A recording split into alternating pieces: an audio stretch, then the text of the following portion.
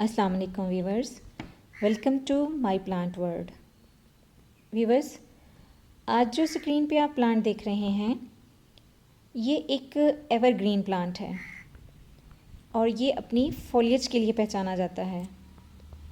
Viewers, इस plant का नाम है साइप्रस और इसे आमतौर पर अम्ब्रेला पाम भी कहा जाता है।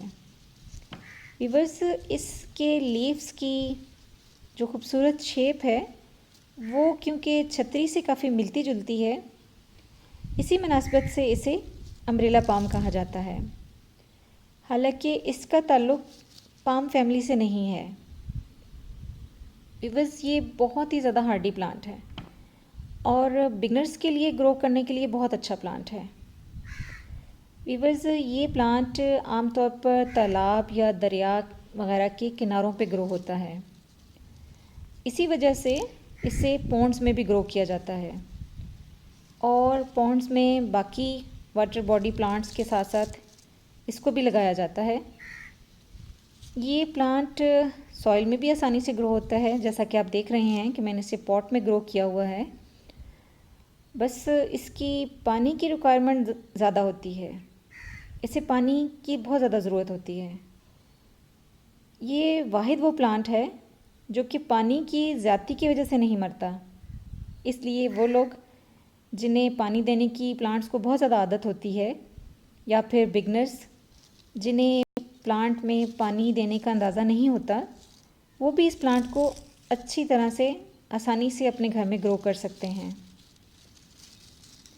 विवर्स, ये एक ऐसा प्लांट है जो कि सारा साल ग्रो करता रहता है, सारा साल इसकी ग्रोथ होती है। विवर्स, इसकी सॉइल की बात करें तो ये प्लांट ऐसा प्लांट है जो हर तरह की सॉइल में ग्रो हो जाता है। ख़ासकर चिकनी मिट्टी में ये काफ़ी अच्छा ग्रो करता है क्योंकि इसे नमी पसंद है और नमी वाली मिट्टी में ये बहुत अच्छा ग्रो करता है।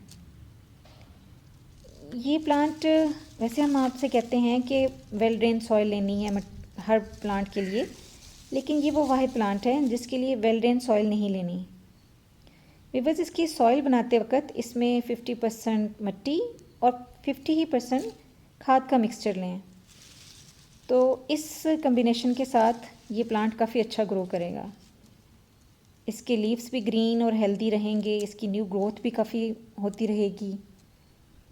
और ये जैसे कि आप देख रहे हैं कि ये कितना अच्छा हेल्दी और घना प्लांट है। विवर्स,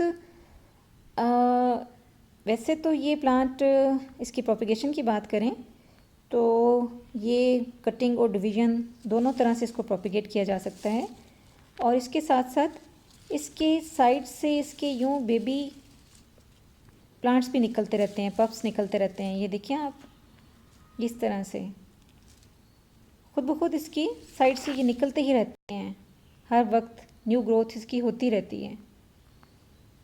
लेकिन इसके अलावा हम इसको कटिंग के थ्रू भी आसानी से ग्रो कर सकते हैं।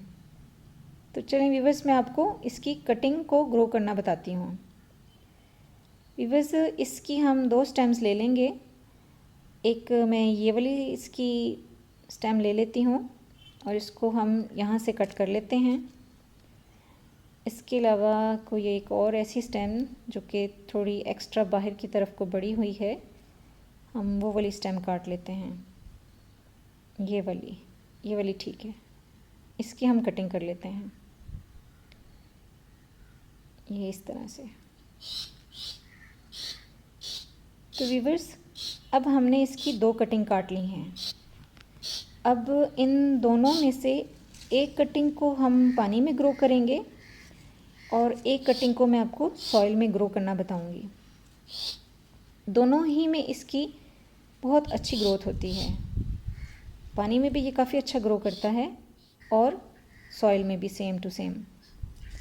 व्यूअर्स, सबसे पहले हम इसको इक्वल करके तो इसके जो लीफ एक्स्ट्रा लीफ हैं बड़े बड़े, इनको यहाँ से काट देंगे। इनको हम ऐसे भी रहने दे सकते हैं, लेकिन मैं जिस पॉट में ग्रो करूँगी वो छोटे हैं, तो इसलिए बेहतर है कि मैं इसकी कटिंग कर लूँ। अब ये मैंने 2 स्टेम्स इसकी तैयार कर ली हैं, इसकी लीफ तैयार कर ली हैं अब इसमें से एक को पानी में और एक को मैं सॉइल में ग्रो करूँगी। तो पहले हम पानी में ग्रो करते हैं। ये देखें व्यूवर्स, ये मैंने एक ग्लास लिया है, इसमें मैंने तकरीबन 1-1.5 इंच पानी लिया है और अब इसमें मैं इसको इस तरह से उल्टा करके यूँ डाल दूँगी। ये देखें इस तरह से। बस इसमें ये ख्याल रखना है कि इसका पानी एवेपोरेट ना हो और इसका ये जो रूट वाला हिस्सा है ये पानी में डिप रहना चाहिए। ये आपको ऊपर से नज़र आ रहा है, चलिए मैं आपको करीब से दिखाती हूँ थोड़ा। ये देखें इस तरह से, ये जो इसका जड़ वाला हिस्सा है ये पानी के अंदर हर वक्त डिप रहना चाहिए, क्योंकि यहीं से इसकी न्यू रूट्स निकलेंगी, न्यू शूट्स निकलेंगी और प्लांट जो है वो मल्टीप्लाई होगा। व्यूवर्स, अब इसको हम किसी पार्शियल शेड में रख दें या फिर कहीं ऐसी जगह पे जहाँ पे काफ़ी सारे प्लांट्स हैं। सेकंड व्यूवर्स, हम सॉइल में लगाएंगे। इसके लिए मैंने एक ऑर्डिनरी सी सॉइल ली है, उस सॉइल में भी हम गड़ा करके तो इसको उसमें लगा देंगे, इस तरह से इसमें दबा देंगे। बस साइडों से हम मिट्टी ऊपर डाल देंगे, अच्छे तरीके से इसको प्रेस कर दें और बस फिर अब इसमें हम वाटरिंग कर देंगे। व्यूवर्स, दोनों तरह से ही ये प्लांट काफ़ी जल्दी और काफ़ी अच्छा ग्रो करता है। 10-12 दिन में इसमें रूट्स बनना स्टार्ट हो जाती हैं। इसे भी आप पानी देकर किसी पार्शियल शेड में रख दें तो फिर ये बहुत अच्छा ग्रो करेगा। व्यूवर्स, इसकी लाइट रिक्वायरमेंट की बात करें तो ये एक ऐसा प्लांट है जो हर तरह की लाइट बर्दाश्त कर लेता है। ये फुल सन में भी बहुत अच्छा ग्रो करता है, पार्शियल शेड में भी अच्छा ग्रो करता है, इसलिए इसका कोई लाइट का मसला नहीं है। इसके अलावा व्यूवर्स, इसको हम इसमें सीड्स भी लगते हैं, फूल भी लगते हैं। मेरे पास मई तक इसमें फ्लावरिंग थी और उन्हीं फ्लावरिंग में इसमें सीड्स बनते हैं, उनके थ्रू भी इनको ग्रो किया जा सकता है। इसके अलावा व्यूवर्स, इसके फर्टिलाइज़र की बात करें तो इसे साल में 2 दफ़ा, एक दफ़ा सितंबर में और फिर एक दफ़ा फरवरी में फर्टिलाइज़र दे दें, काऊ डंग, वर्मी कंपोस्ट, कुछ भी, तो ये बहुत अच्छा ग्रो करेगा। आई होप व्यूवर्स आपको आज की वीडियो अच्छी लगी होगी और आप भी अपने घर में ये प्लांट ज़रूर ग्रो करेंगे। Thanks for watching.